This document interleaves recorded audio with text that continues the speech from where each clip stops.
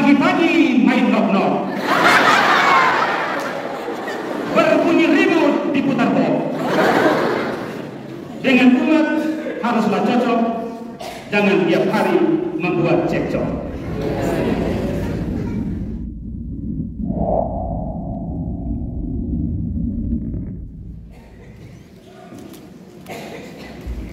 Sang jubilaris kuadrat karena hari ini merayakan tahun Frederikus Dominus Frederikus Nono, para imam, romo dan pater, diakon, keluarga besar Lela Nono dan Lake,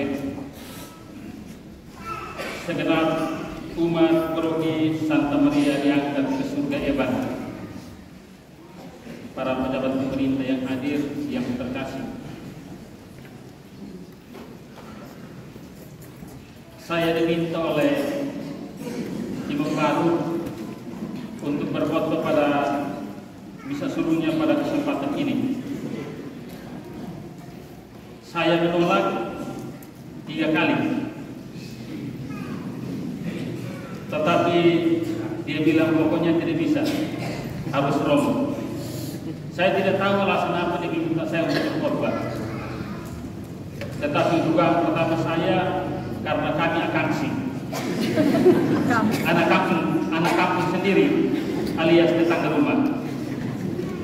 Yang kedua, karena kami akansi, maka dihitung dari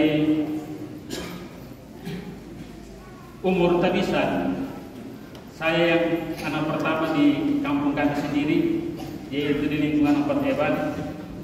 Kemudian ada Pastor Reginatur, dan yang ketiga sekarang ada Romo Frederikus Nono.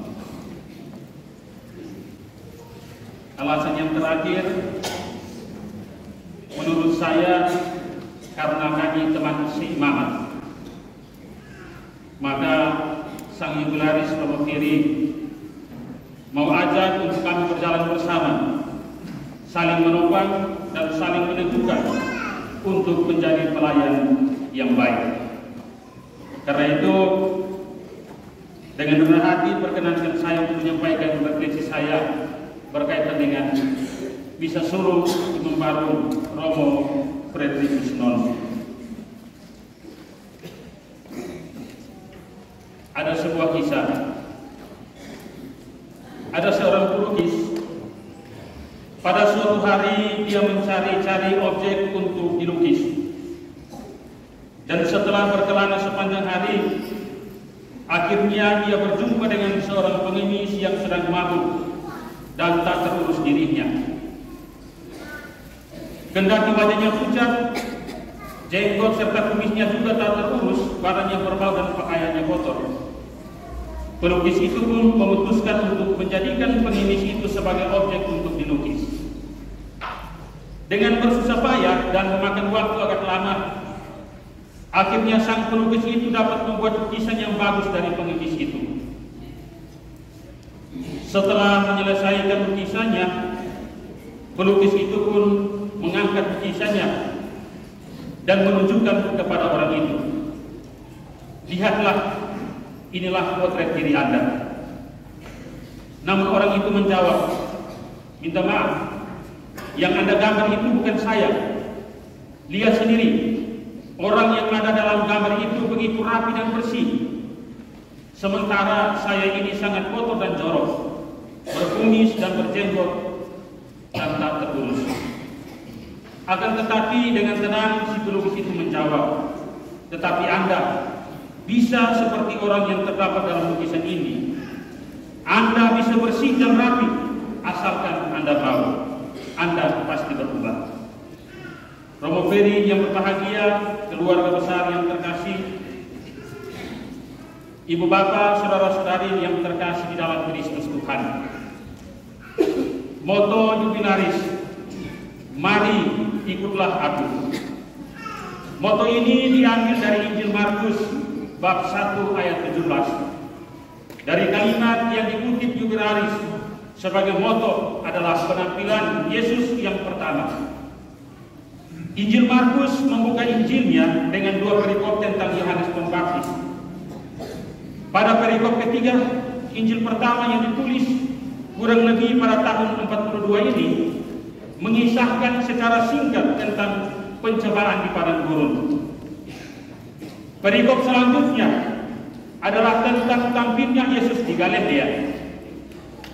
Dalam penampilannya ini, Yesus mewartakan kerajaan Allah. Waktunya sudah dekat, bertobatlah dan percayalah kepada Injil.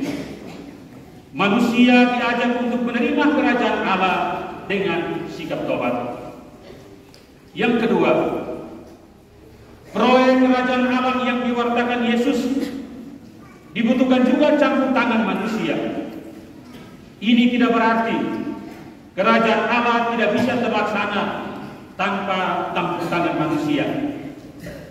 Yang dimaksudkan ialah keterlibatan dan campur tangan manusia agar melalui kesaksian manusia semakin banyak orang bijak dan diajak untuk menghidupi kerajaan tersebut. Dan inilah yang menjadi latar panggilan murid-murid yang disampaikan Injil Markus dalam bacaan Injil yang telah kita dengarkan.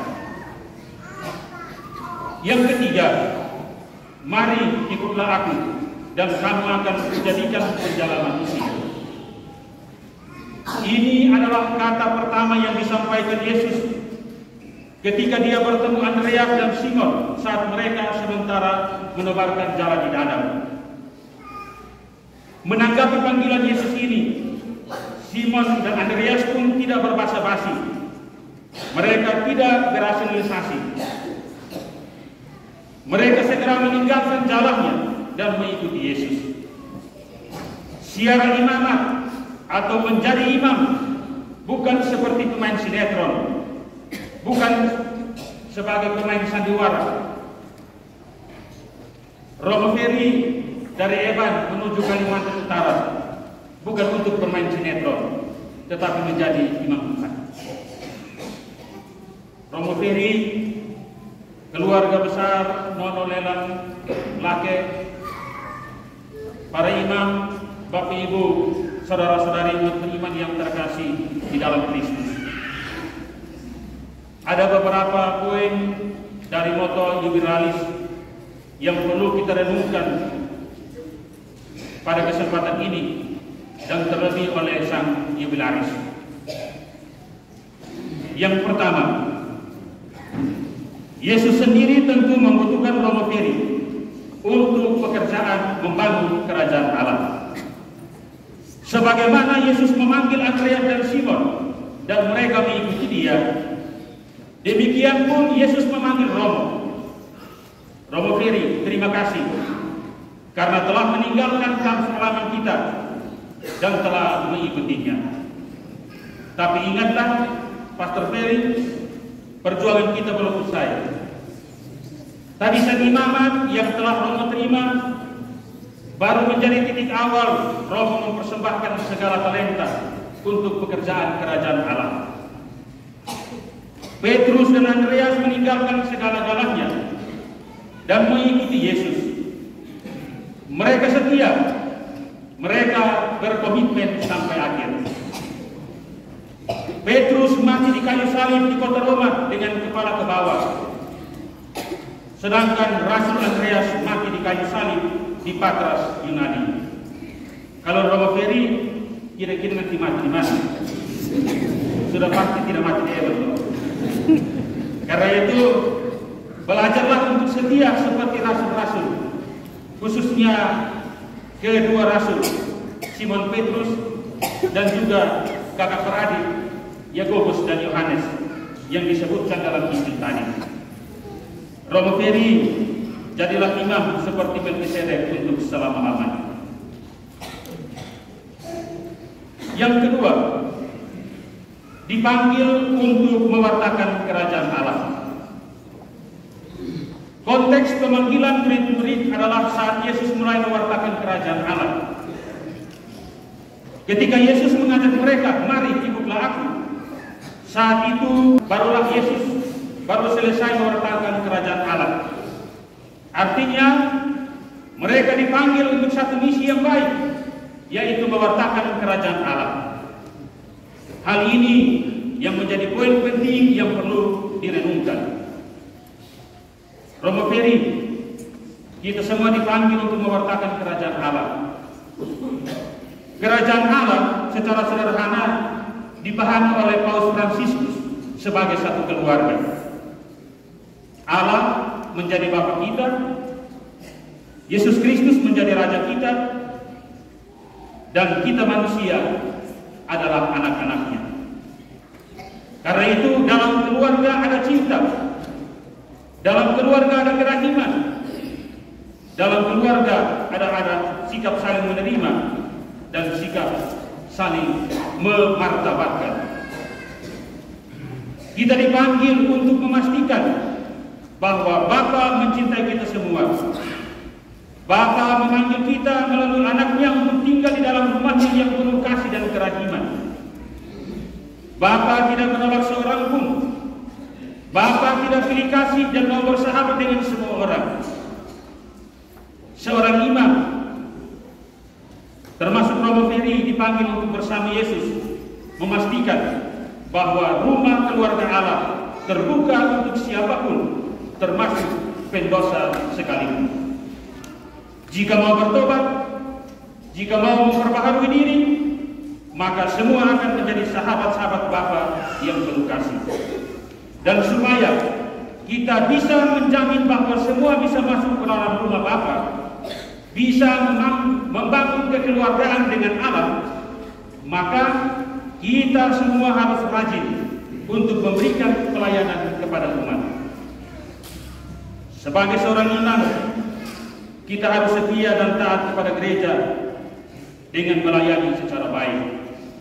Sehingga Santa Teresa dari Calcutta pernah berkata, kita semua dipanggil bukan untuk sukses, tetapi untuk setia.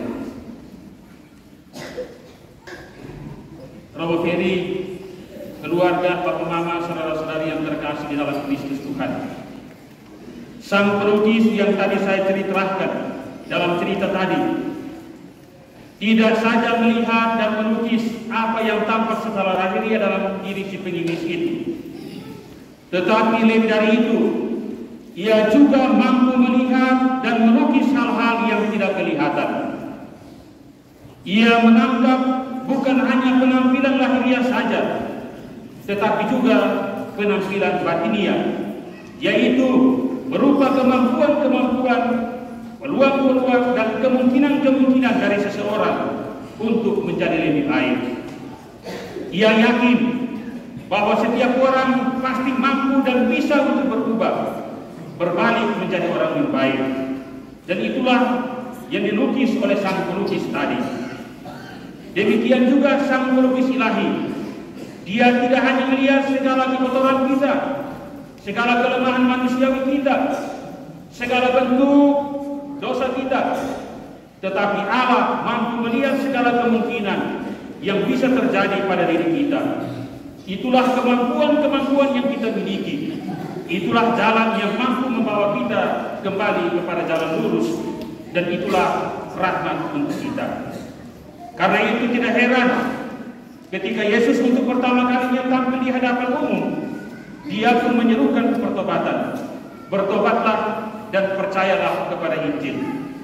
Hanya pada Injil saja dan bukan pada setan. Namun banyak orang berpikir bahwa pertobatan itu adalah sesuatu yang menyakitkan, sesuatu yang menyedihkan, sesuatu yang negatif. Karena memang orang tidak mau berubah, tidak tegar meninggalkan semua kenikmatan semu itu. Tetapi pertobatan itu adalah bahwa mulai saat ini Anda tidak lagi hidup dalam kegelapan. Saya dan Anda tidak hidup lagi dalam kegelapan. Pertobatan berarti perubahan permanen. Pertobatan adalah pertanda lainnya suatu kehidupan baru. Karena itu kita harus bertobat. Bertobat itu apa? Bertobat itu beri cinta, tolak dosa, bantu doa dengan tulus. 3 kata kunci. Bertobat itu beri cinta, tolak dosa, bantu doa dengan tulus. Dan itulah sebabnya Yesus mengawali pewartaannya dengan menyerukan pertobatan. Barulah kemudian Yesus mulai memilih murid-muridnya yang pertama. Dengan demikian, murid-murid itu terlebih dahulu harus mengalami pertobatan sebelum mengikuti Yesus. Saudara-saudara yang terkasih, Romo Jubilaris, keluarga, Bapak Mami yang terkasih di dalam Kristus Tuhan. Mungkin pada kesempatan ini tidak berlebihan, saya juga mau katakan kepada Pastor Ferry bahwa jalan panggilan yang dialami oleh Pastor Ferry adalah satu jalan panggilan yang cukup unik. Dia berkisah demikian. Setelah dia tamat SMA Mundis angkatan pertama dengan Reden ini, dia adalah seorang pemain dan penjaga biliar. Bisa juga saya sebut dia adalah pencuri dan pemungut cukai. Karena itu, dalam euforianya sebagai seorang pemain dan penjaga biliar, dia juga tidak lupa mencintai Tuhan. Dan mungkin hasil jarahannya dia persembahkan sebagai kolektif pada hari Minggu. Memang aneh tapi nyata. Tuhan Yesus terus menyapa dia, mari ikutlah aku. Ada satu dimensi pertobatan yang radikal. Romo Ferry dalam keheningan batin mendengar suara panggilan Tuhan itu. Merasa tak layak, dia pergi bertemu dengan sosok Pater Antonio waktu itu di improvisasi. Dari situlah benih panggilannya mulai berseni. Romo Ferry mulai enjoy dengan panggilan itu. Romo Ferry mulai beri cinta untuk Tuhan, mulai tolak dosa, main biliar, dan dengan doa yang tulus dia mulai bertolak ke tempat yang dalam. Namun ketika dia mulai bertolak ke tempat yang dalam, Romo Ferry dihantam gelombang dahsyat. Dia mengeluh, dia kecewa, bahkan hampir putus asa dan mau bunuh diri. Mengapa? Karena setelah selesai top, waktu itu dia adalah calon imam kongregasi OFM Provinsi. Setelah selesai top, dia tidak direkomendasikan untuk melanjutkan proses panggilannya. Entah waktu itu dia ingat atau tidak, dia komunikasi dengan saya. Romo, saya sudah berhenti, saya tidak lanjut lagi. Mungkin dia sudah lupa. Tetapi waktu itu saya jawab dengan nada kelakar. Saya bilang begini, Ferry, lu tiap hari lu jalan dengan saya, kita bakal tetangga rumah, minta maaf. Minta maaf para pastor OFM, lu bisa pilih OFM ini. Mari ikut saya.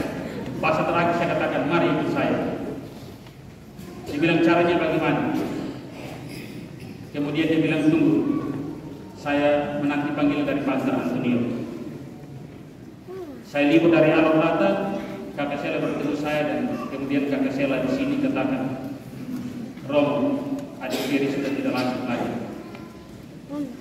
Kemudian kakak Sela jawab, lanjut kata-kata begini, take out TNF, batu nas-nasnya, mungkin bukan panggilan. Rancanganku bukanlah rancanganmu, jalanku bukanlah jalanmu.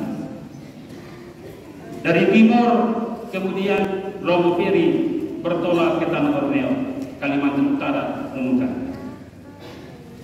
Dia mulai lagi satu proses yang baru. Waktu pentabisan, Uskupian katakan bahwa dia bergerak mulai dari seorang Pak, dia dipanggil Pak Ferry, karena waktu itu dia sebagai seorang katekis dan guru agama di Paroki Santo Gabriel Nunukan. Dia bertahan cukup lama, karena waktu itu takhta uskup Rom di Tanjung Selor. Setelah 2018 uskup Dian dipilih menjadi uskup Tanjung Selor, Pater Antonio meminta dia untuk pergi bertemu dengan uskup. Tetapi lewat proses persidangan dan juga satu dua hal yang harus diteliti, akhirnya Pak Ferry mulai bergerak menjadi calon imam Keuskupan Tanjung Selor. Baru calon imam, kemudian dia diminta oleh Bapak Uskup untuk pergi mengenal spiritualitas Iman Projo sebagai frater tahun orientasi rohani. Waktu itu dia adalah seorang frater tor termuda, bukan termuda, dia adalah seorang frater tor tertua, tetapi terganteng. Itu Bapak Uskup ngomong ke saya, ya. Karena dia harus menyesuaikan dengan teman-teman frater yang baru tamat SMA seminari, sedangkan dia ini sudah akhir.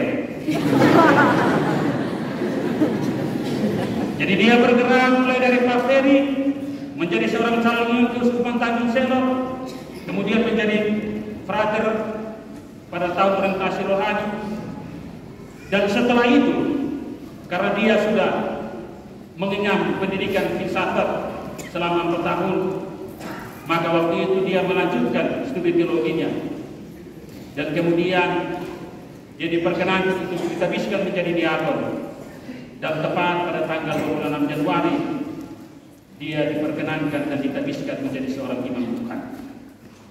Sehingga Bapak Uskup yang Allah tegaskan, jadi pastor itu tidak ada yang bilang lompat keras, dia harus melalui satu proses yang panjang. Sehingga Romo Ferry harus ingat bahwa dari bahasa kelakar saya, lu ikut saya, lu bisa masuk OFM, ini akhirnya terjawab. Mari ikut aku. Dia tidak ingat.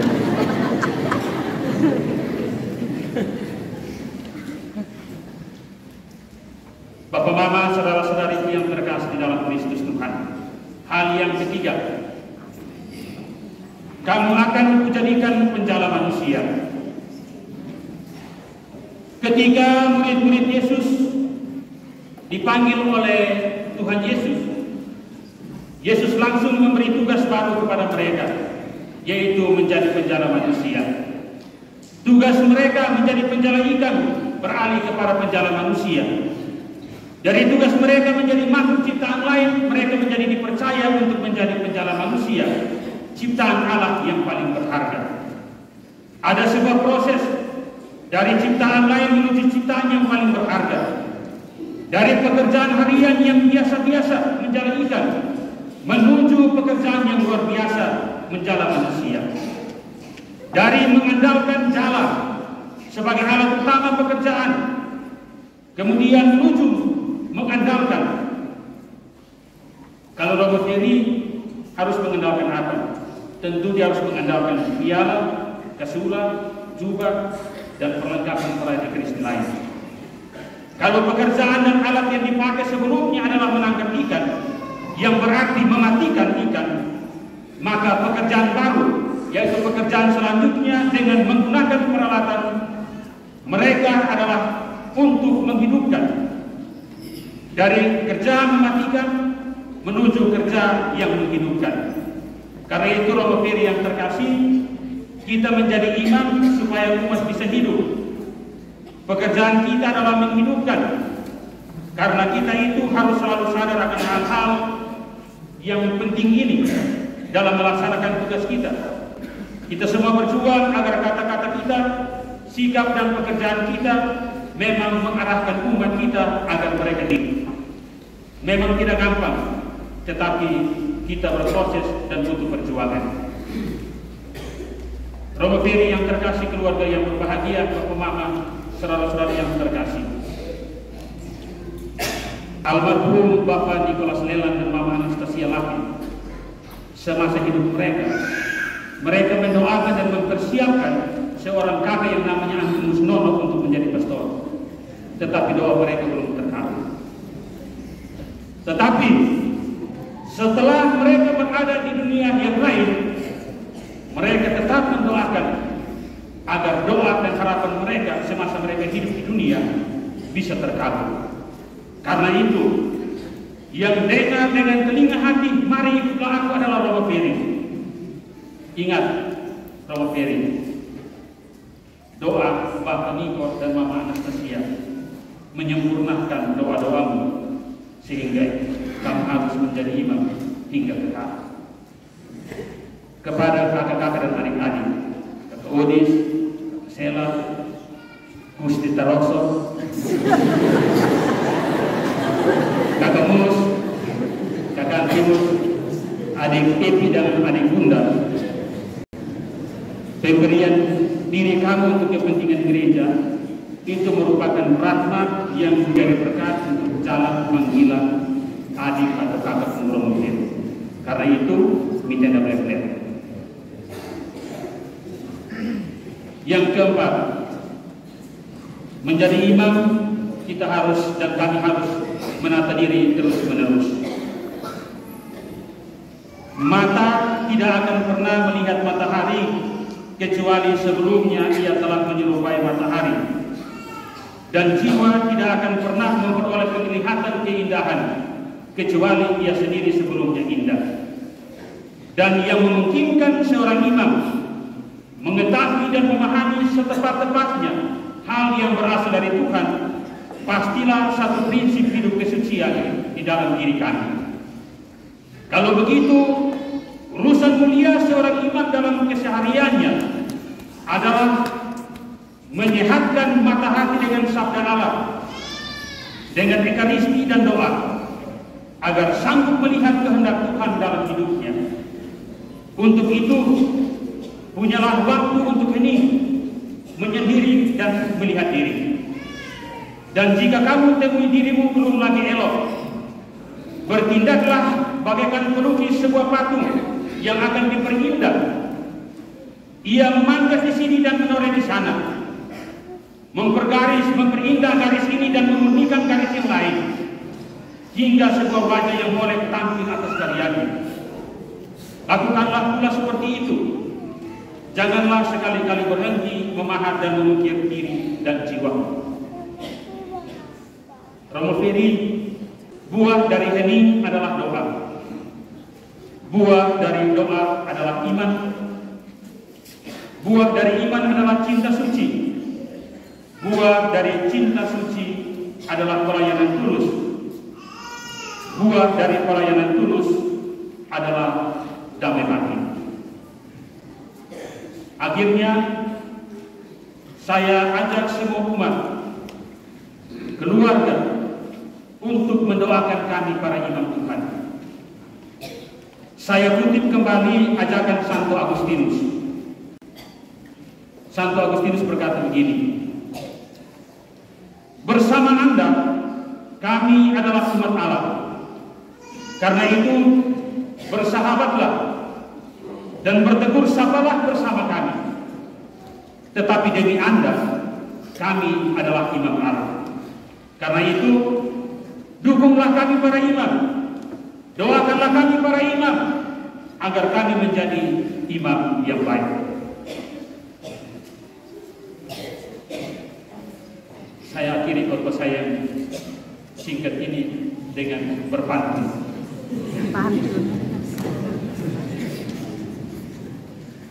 Jalan-jalan ke Paroki Eban, naik motor duduk di depan. Hiduplah dalam doa dan kebaikan, supaya ada harapan di masa depan. Yang kedua, tanah Eban sangatlah subur, membuat kita selalu bersyukur. Jangan terlalu lama kita tidur, sebab hidup harus terukur. Yang ketiga, pastor kami namanya Ignatius. Kalau menyanyi suaranya bagus, penuh cinta, hatinya tulus. Kami semua menjadi kudus. Yang keempat,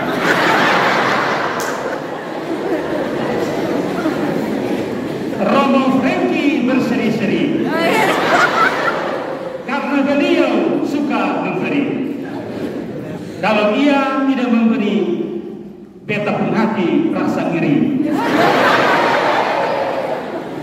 Yang kelima, Nona Mary tersipu-sipu mendengar salam Romo Frederikus. Dia beritahu dia punya ibu, bilang itu salam Nabi Kristus. Yang keenam dulu, Bapak Nikolas dan Mama Anastasia rajin berdoa, tak lupa pula rajin bekerja. Hidup kita ora et labora, rajin doa dan bekerja. Yang ketujuh ya, ini yang bagus. Pagi-pagi main knock-knock, berbunyi remote diputar bom. Dengan umat haruslah cocok, jangan tiap hari membuat cekcok. Yang kedelapan dulu, makan lemon di desa lemon, adik menangis lalu melamun. Mari kita saling membangun dengan doa dan kerja tekun. Yang keberapa? 9 doa. Yang ke-9 untuk kor. Simpan daging di dalam bokor supaya aman tidaklah bocor. Kami menyanyi di dalam kor karena anak kami untuk Tanjung Selor.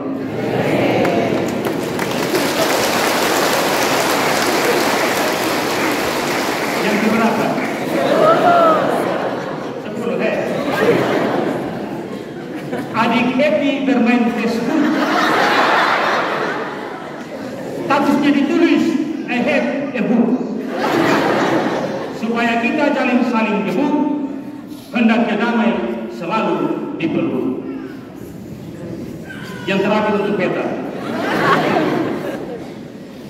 kami pergi ke Amarasi. Kami tidak membawa garam dan terasi. Saya tidak berbasa-basi, dalam imamat kami serasi.